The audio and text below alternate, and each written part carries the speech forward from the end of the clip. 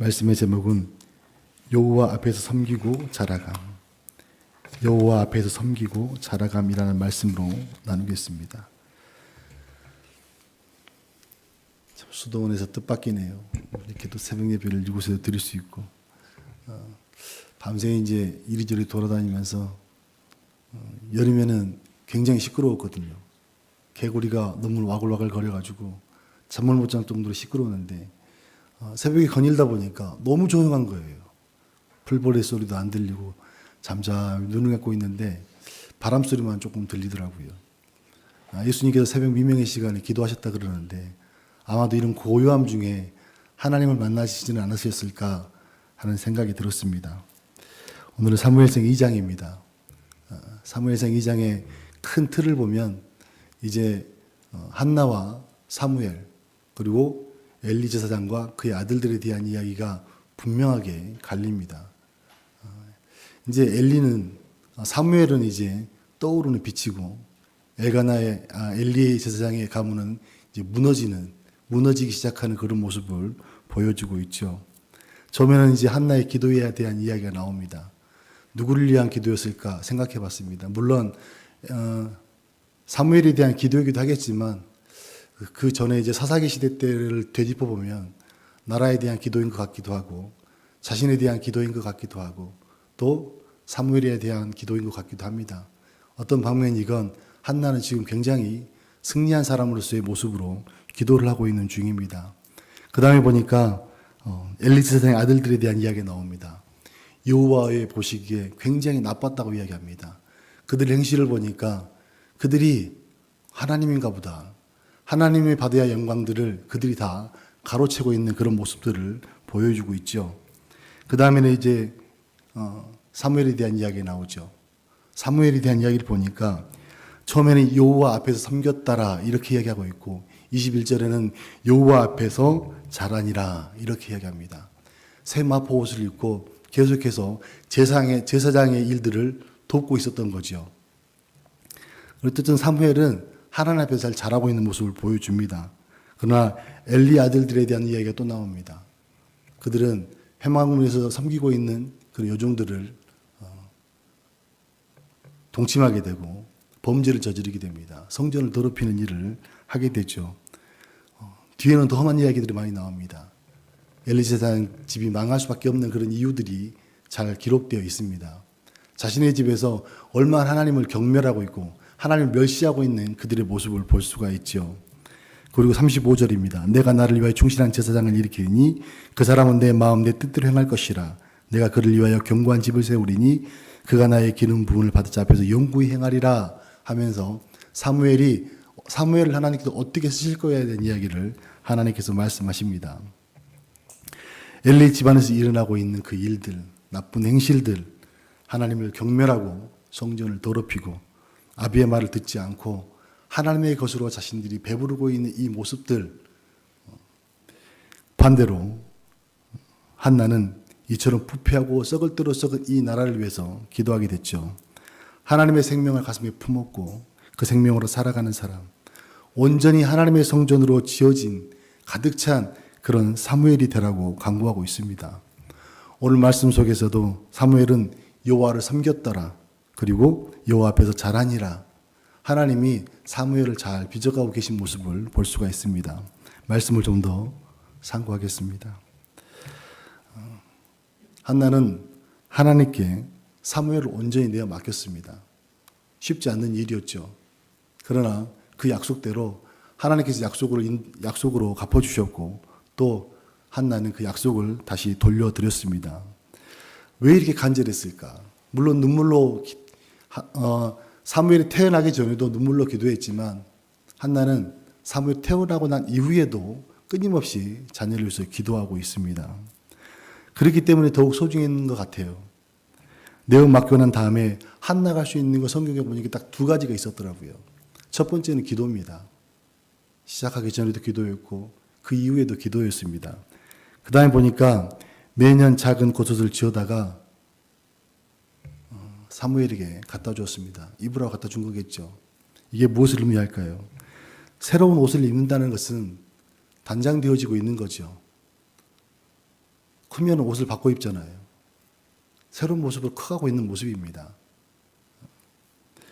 복음의 사람은 아버지를 통해서만 점점 자라가고 또 변해가고 있다는 사실을 우리는 잘 알고 있습니다. 사람이 태어나서 점점 성장해 가는 것처럼 생명도 이와 같습니다. 사무엘의 생명은 하나님의 생명으로 점점 다듬어져 가고 있었던 거죠. 그래서 어린아이 때도 아이와 같은 때도 있지만 믿음의 사람들은 점점 자라면서 청년들처럼 정말 하나님 앞에 모든 열정을 쏟아내기도 합니다. 또 나이가 들면 복음이 깊어져서 하나님을 깊이 누리는 삶을 또 살아가게 되죠. 사무엘은 여호와 앞에 섬겼고 여호와 앞에서 자라갔다라고 말합니다. 우리가 지어져 가는 것은 하나님 안에서만 가능한 일입니다. 하나님 안에서만 온전하게 성장할 수 있다는 거죠. 여호와를 섬겼다는 것은 예배를 잘 드렸다는 그런 의미도 있겠지만 그보다도 더 중요한 것은 35절 말씀에 잘 나와 있습니다. 내 마음, 내 뜻대로 행할 것이라 하는 것처럼 아버지의 마음을 품고 아버지의 마음으로 살아가는 사람, 그 사람이 곧 하나님으로 잘 성장하고 있는 모습이라고 할 수 있습니다. 또한 잘 섬기는 사람이라고 할 수 있겠죠. 예수님은 자신보다 하나님을 더 많이 드러내신 분이셨습니다. 하나님의 마음으로 사람들을 품었고 하나님의 시선이 가는 곳에 예수님은 바라보셨습니다. 예수님이 하는 모든 것들은 하나님의 마음이었고 하나님께서 원하시는 일들이었다라는 거죠. 사무엘은 지금 그렇게 자라가고 있는 겁니다. 우리가 이 땅에 살아가면서 가장 중요하게 여기는 게 뭡니까? 내 안에 그리스도가 사신 것이라 아니겠습니까? 우리가 내 안에 그리스도가 계시기 때문에 그리스도의 성품을 닮아가려고 하고 또 그 생명으로 살아가기 때문에 그 생명의 모습들이 우리의 모습 속에서 비춰지게 되는 거죠. 오늘 말씀의 사무엘은 바로 예수님처럼 그런 삶을 살아가고 있는 또 그렇게 빚어져 가고 있는 모습을 보여주고 있습니다. 우리 안에 그리스도의 생명이 들어오신 그 이후 바로 이런 모습이라고 할 수 있겠죠. 생명은 온전합니다. 그리고 생명은 변함이 없습니다. 모든 숨을 쉬고 있는 동식물들도 그 생명으로 살아갑니다. 여러분 뻐꾸기 아세요? 뻐꾸기 아시죠? 교회보다 더 썰렁한 것 같아요. 기도. 막 숨막혀 죽을 것 같아요. 뻐꾸기는 둥지를 틀지 않는데요. 그래서 이제 알을 낳을 때가 되면 이쪽 집 저쪽 집 둘러보고 다니는 거예요. 어미가 알을 품는 곳을 둘러보고 다니는 거죠. 그래가지고 그 어미가 잠깐 자리를 비운 사이에 잽싸게 가서 알을 낳습니다. 그리고 얘가 얼마나 똑똑하냐면 알을 낳으면 하나가 불어나잖아요. 그러니까 다른 알을 물고 나가요. 떨어뜨려 깨든지. 그러면 이제 이 뻐꾸기 새끼가 그 안에 자라면서 다른 새끼들보다 더 크대요, 등치가. 그래서 다른 새끼들을 계속 밖으로 밀어서 떨어뜨려 죽여요. 그리고 혼자 어미가 가져다 주는 모든 그 먹이를 다 먹는 거죠. 뻐꾸기 새끼, 나쁜 새끼. 왜 그러냐면 뻐꾸기의 생명은 원래 그런 거예요. 모든 뻐꾸기가 그래요. 그렇게 자라갑니다. 왜요? 그 뻐꾸기는 다른 생명이 없기 때문에 그래요. 누가 가르쳐 주지도 않았습니다. 그가 가지고 있는 DNA가 그래요. 그러나 우리는 우리의 육체적인 생명 말고 그리스도 생명을 새로 받았잖아요. 그래서 그 새로 받은 생명을 새로 받은 생명으로 살아가는 게 그리스도인입니다. 그러나 늘 부딪히죠. 우리의 육체적인 생명이 너무 강하기 때문에 늘 부딪힙니다. 참 신기한 것은 그 안에서 부딪히는 생명 가운데서도 잘 자라고 있는 사람이 있고 잘 자라지 못한 사람이 있습니다. 사무엘은 잘 자라가는데 엘리 제사장의 아들들, 엘리도 마찬가지입니다. 그들의 집안은 잘 자라가지 못하고 있는 거죠. 오늘 말씀도 하나님으로 태어난 사무엘은 하나님 안에서 잘 자라가고 있음을 보여주고 있습니다. 잘 섬기고 있죠. 엘리 제사장을 보니까 오늘 말씀 보니까 관습이라는 단어가 나옵니다. 관습. 그들의 관습을 따라서 뭔가를 행했대요. 이게 생명의 흐름인 것 같습니다. 사무엘은 하나님의 생명으로 살아가는 사람, 새로운 생명으로 살아가는 사람이었고 이 제사장의 아들들은 관습을 따라서 아버지께서 받았던 그 관습을 그대로 자식들이 물려받아서 살아갔음을 보여주고 있습니다. 관습이라는 그 뜻을 보니까 한 사회에서 역사적으로 굳어진 전통적인 행동 양식이나 습관이랍니다. 물려준 대로 물려받고 그대로 살아갔던 거예요. 자식들이 잘못한 것 같지만 사실은 부모의 잘못이 자식에게로 넘어온 거죠. 자식들은 하나님 앞에 도둑질을 했고 또 음란을 행했고 그들의 모습은 하나님을 멸시하는 모든 행동들밖에 없었습니다. 그 아버지가 그들을 탓할 때 한나는 단호하거든요. 오늘 말씀에 보면은 한나는 이렇게 얘기합니다. 심히 교만한 말을 다시 하지 말 것이며 오만한 말을 너희의 입에 내지 말지어다. 단호하게 이야기를 하거든요. 그런데 엘리는 그렇게 얘기하지 않습니다. 내 아들들아 그리하지 말라. 내게 들리는 소문이 좋지 아니하니라. 너희가 여호와의 백성으로 범죄한도다. 이 정도 범죄를 했으면 다리몽둥이를 불질러야죠. 제사장 직분을 박탈을 하고 못하게 했었어야죠. 회개할 수 있도록 돌아설 수 있도록 해줬어야 되는데 다 이루고 있습니다. 본인이 떳떳하지 못하니까 자식들에게도 말을 이렇게 한 것 같다는 생각이 듭니다. 스스로 성전을 파괴하고 있고 스스로 마음의 성전을 파괴하고 있고 스스로 병들어 죽어가고 있는 모습이라고 할 수 있겠죠. 엘리 제사장도 자식에게 말한 것처럼 사람이 사람에게 범죄하면 하나님이 심판하느니와 만일 사람이 여호와께 범죄하면 누가 그를 위하여 간구하겠느냐라고 이야기를 합니다. 너무나 잘 알고 있어요. 사람과 사람은 회복할 수 있습니다. 잘못하면 용서도 빌고 회복할 수 있는데 하나님의 범죄하면 어떻게 하겠냐라고 묻는 거예요. 이걸 왜 자식들한테 물어요, 이거를.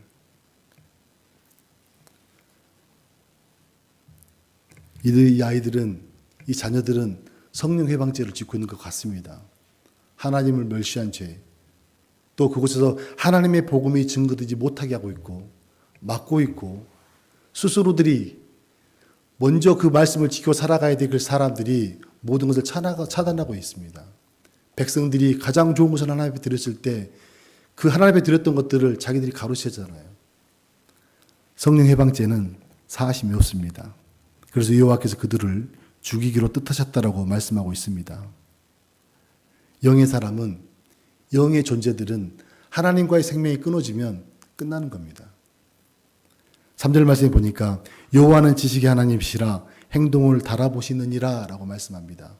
행동을 달아보신대요. 이 행동을 달아본다는 이야기가 다니엘서 5장에도 나와 있습니다. 하나님께 손가락으로 글씨를 쓰시죠. 뭐라고 쓰냐면 메네메네 데겔 우바르신이라고 씁니다. 여기서 데겔이라는 그 단어가 왕을 저울에 달아보니 부족함이 있더라 이런 뜻이랍니다. 단순히 왕의 몸무게를 달아본 게 아니라 그가 행했던 행동들, 그의 삶을 달아본 거죠. 너는 얼마나 하나님께서 보내준 이 세상에서 하나님을 얼마나 품고 있는지를 본 거죠. 하나님의 뜻한 바를 이루기 위해서 그곳에 왕을 세웠는데 너는 어느 정도의 행실로 살아갔는지를 보여주고 있는 거죠. 하나님께서 우리에게 복음을 주셨고 생명을 주셨으면 분명히 우리에게도 하나님께서 달아보시겠다라는 겁니다. 예수 생명을 받은 사람들이 예수 생명의 무게가 얼마인지, 예수 그리스도를 얼마나 살았는지, 그 생명의 무게는 어느 정도인지 달아보시겠다는 거겠죠. 직분자들이면 더 그러지 않겠어요?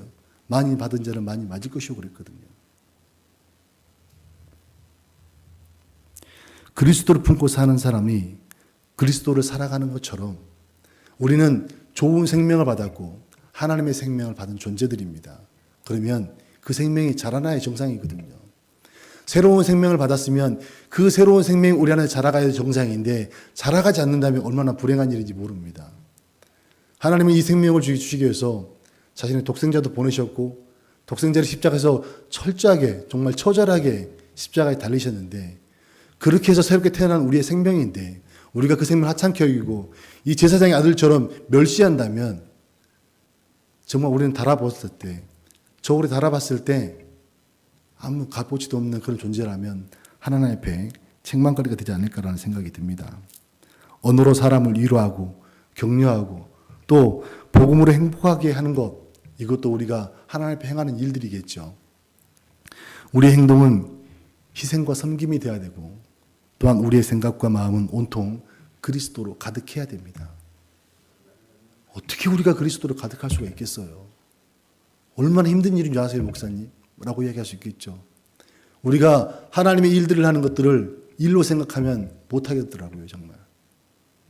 못할 일도 많잖아요. 힘든 일도 많고.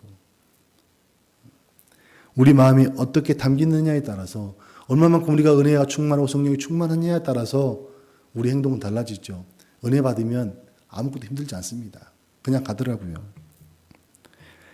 힘든 이유는 모든 것들이 일로 생각하면 힘듭니다. 그래서 일이라고 여기면 그냥 하지 마십시오. 제가 대신 할게요. 사무엘은 자신의 전부를 하나님께 드렸습니다. 젖되고 난 다음에 성전으로 갔잖아요. 그러면 3살, 4살이거든요. 그때부터 세마포 옷을 입고 계속 성전을 다녔어요. 그럼 뭐 했겠습니까? 제사를 드리는데 동물을 잡았겠습니까? 물두멍에서 씻었겠습니까? 아니겠죠. 심부름 했겠죠. 야, 돌멩이 가지고 와. 짝대기 가져와. 이러면 그런 심부름 했지 않겠어요? 어릴 때부터 어떻게 하나님의 제사를 드려야 되고 이런 것들을 점점 받아들이며 살았겠죠. 나중에 보면 알겠지만 사무엘은 하나님의 음성을 듣습니다. 하나님의 음성을 듣는다는 건 일생 동안 몇 번 있을지 모릅니다. 우리는 마음속에 느껴지는 그런 하나님의 이야기들을 말씀하셨다라고 이야기하지만 사무엘처럼 하나님을 직접적으로 듣는 사람들이 몇 명이나 있을까요? 얼마만큼 그가 하나님 앞에 신실하게 살았으면 들을 수 있었겠습니까? 사무엘은 2가지를 행하였습니다. 오늘 말씀에 보니까 여호와를 섬기는 것과 여호와 앞에서 자라가는 것이었습니다. 여호와 앞에서 섬기고 여호와 앞에서 자라가는 것. 우리는 하나님 앞에서만 자라갈 수가 있고 하나님 앞에서만 살아야지만이 우리가 온전해질 수 있다는 것을 말하고 있는 겁니다. 하나님께 사무엘을 저울에 달아보신다면 사무엘이 행하였던 것만큼 그 무게는 나갔을 겁니다. 그는 일평생 동안 백성들을 위해서 기도했고 그 백성들을 위해 살았습니다. 단순히 육체적인 노동을 얘기한 것이 아니라 늘 하나님을 붙들고 살았다는 거죠. 그 안에 하나님의 충만했음을 보여주고 있는 겁니다. 하나님께서 우리에게도 저울을 달아보시겠죠. 옆 사람에게 여쭤보십시오.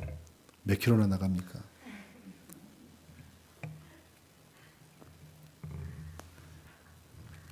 나는 그리스도를 얼마나 채우고 얼마나 나타내고 있나 한 번씩 돌아봤으면 좋겠습니다. 잘할 때도 있었고 넘어질 때도 있었고 못할 때도 있었습니다. 그런데 그게 다는 아니더라고요. 하나님께서 우리에게 주셨던 그 은혜, 한 번 채워진 은혜가 사라지는 게 아니라 잠시 나의 육체가 살짝 가렸을 뿐입니다. 다시 은혜 받으면 본래 우리 안에 좋았던 것들이 또 올라오게 되어 있습니다. 끊임없이 이런 상황에서 육체와 영이 싸우면서 우리가 회복해 나가고 있겠죠. 하나님께서 우리 안에 그리스도의 생명의 무게를 달아보시고 내가 무게를 달아봤더니 너무나 기분이 좋다 하면서 힘뭇한 모습으로 우리를 바라봤으면 좋겠습니다. 마지막으로 35절에 보니까 내가 그를 위하여 견고한 집을 세우리니 그가 나의 기름 부은 자 앞에서 영구히 행하리라 하고 말씀합니다. 하나님께서 사무엘을 통해서 견고한 집을 세우시겠다라고 이야기를 합니다. 집은 2가지 의미를 가지고 있죠. 이스라엘을 세우는 집, 성전을 이야기할 수도 있고 또 진짜 집을 이야기할 수도 있겠지만 가장 중요한 것은 우리 안에 어떤 집을 짓고 있느냐는 겁니다. 오늘 말씀의 핵심이라고 할 수 있습니다. 사무엘이 지어져 가는 것은 마음의 성전이었습니다. 하나님 앞에 섬기고 하나님 앞에 자라갔던 것은 그 안에 하나님의 성전이 가득 견고하게 세워지고 있었던 모습을 보여주고 있는 거죠. 그의 마음 안에 그리스도가 가득 채워진 성전이 만들어져서 그의 그의 평생에 하나님을 섬기고 그 뜻대로 살아가는 인생이 그는 되었습니다. 그렇지 못한 엘리 제사장의 그 자녀들을 보면 성전이 되어지지 못한 모습들만 그대로 보여주고 있잖아요. 성전이 무너지면 우리 안에 하나님의 영은 임재하지 않습니다. 죽은 영은 있죠. 하나님께 죽이겠다고 뜻을 두었다라는 것은 결국 그 마음에 있는 성전이 다 사라지고 없다라는 겁니다. 5절에 한나는 고백합니다. 전에 임신하지 못하던 자는 7을 낳았고 많은 자녀를 둔 자는 쇠약하였도다. 이게 무엇을 의미할까요? 이 말씀을 다른 표현으로 하자면 전에 복음으로 생명을 낳지 못하는 자는 복음이 왕성하여졌고 반대로 사람은 많았지만 복음이 없는 자는 쇠약해진다라는 뜻입니다. 사사기 시대는 자신이 옳은 대로 살았습니다. 다시 말해서 생명을 낳지 못한, 한나가 애를 낳지 못했다는 것은 생명을 낳지 못했다는 걸 보여주고, 이스라엘이 복음으로 생명을 낳지 못했다는 걸 보여주고 있는 거였잖아요.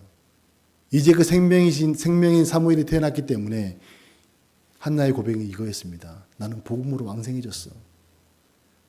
나를 멸시하고 핍박하고 있는 모든 사람들은, 그들은 아이들은 많았지만 쇠하였어. 다시 말해서 생명으로 낳지 못한 자는 다 쇠하진다라는 이야기를 하고 있는 거죠. 에베소서 2장 22절 말씀 보니까 너희도 성령 안에 하나님이 거하실 조서가 되기 위하여 그리스도 예수 안에서 함께 지어져 가느니라 라고 말씀합니다. 우리는 완전한 그리스도의 성전이 되기 위해서 만들어져 가고 있고 또 빚어져 가고 있음을 우리는 알아야 됩니다. 실수할 수 있고 넘어질 수 있습니다. 넘어지면 일어서기 위해서 넘어지는 거죠. 넘어져서 계속 넘어져 있으면 그 사람은 불구자입니다. 그러나 넘어지면 일어설 수 있는 이유는 넘어졌기 때문에 이러는 거 아니겠습니까? 너무 간단한 거죠. 사무엘처럼 하나님 안에서 그리스도를 살아가고 하나님 안에 머무르면서 그리스도의 모든 것을 공급받기를 원합니다. 그것만이 믿음의 사람들인 우리가 하나님 앞에 온전해지는 그런 믿음으로 성장하게 되는 거죠. 주복교에 있다 보니까 나눔을 하게 되잖아요. 나눔이 비슷해지더라고요. 언어가 비슷해지고 또 고백하는 게 비슷해지고 그렇게 큰 틀에서 벗어나는 경우가 별로 없습니다. 이야기를 하다 보니까 영적인 이야기도 다 깊어요. 어떻게 저 사람이 저렇게 깊은 이야기를 나눌 수가 있지? 하는 생각들이 많이 들 때가 있습니다. 서로가 좋아하는 것을 함께 좋아하고 있고 정말 어떤 영적인 깊은 이야기를 해도 이게 이질감을 갖는 것이 아니라 왠지 모르게 마음이 푸근해지고 행복해지고 이런 마음들이 많이 들잖아요. 우리는 이렇게 서로가 서로를 통해서 빚어져 가고 있고 예수 그리스도로 잘 만들어져 가고 있는 모습을 우리는 볼 수 있습니다. 마지막으로 저와 여러분은 이렇게 고백했으면 좋겠습니다. 오늘도 잘 지어져 갑니다. 오늘도 잘 지어져 갑니다.